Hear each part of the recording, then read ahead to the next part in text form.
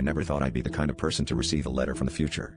It arrived on my doorstep, neatly tucked into a plain white envelope with handwriting eerily similar to my own. The message inside was brief but unsettling: beware of the shadows that follow. They know your name. At first, I shrugged it off as a bizarre prank, maybe orchestrated by a friend with too much time on her hands.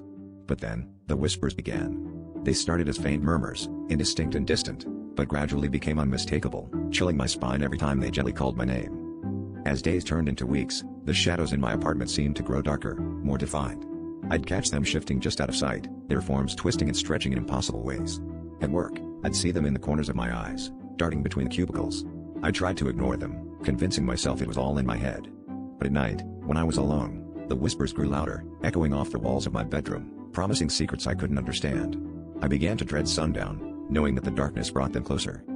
Desperate for answers, I searched through old journals, trying to find some connection to this ominous warning for my future self.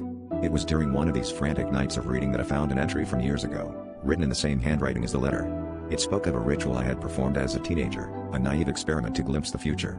I had forgotten about it completely, dismissing it as childish nonsense. But the entry warned of consequences, of a price to be paid. The shadows, it seemed, were part of that cost. The final night came without warning.